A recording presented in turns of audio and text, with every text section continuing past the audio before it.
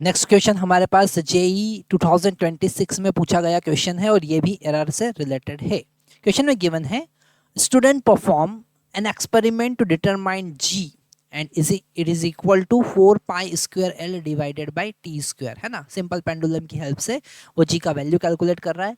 L equal to 1 metre given है। He commit an error of delta L for T. He takes the time of an oscillation with a stopwatch of least count delta t and he committed human error 0.1 second। Okay, तो हर एक measurement में वो 0.1 का human error कर रहा है। Which of the following data the measurement of G will be most accurate. कौन से डेटा में, यहाँ पर हमारे पास 4 अलग अलग डेटा है। पहला देखें तो डेल्टा एल में 5 mm। तो सबसे पहले अगर हम जी की बात करें तो जी के लिए हमको पता है g is equal to 4 pi square L divided by T square given है।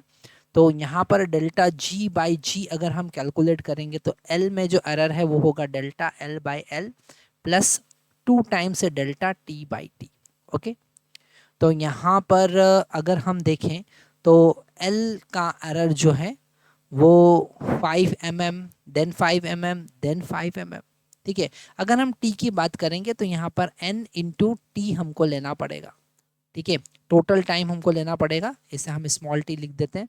ठीक है, क्योंकि यहाँ पर एक ऑसिलेशन में जो एरर है वो 0.2 है, पर यहाँ पर 10 ऑसिलेशन का हम टाइम यूज़ करेंगे क्योंकि उसी से हमारा मैक्सिमम प्रोबेबिलिटी पॉसिबल एरर हमको पता चलेगा।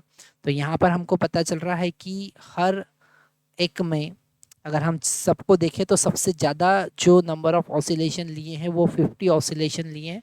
तो यहाँ पर डिनोमिनेटर में जब डेल्टा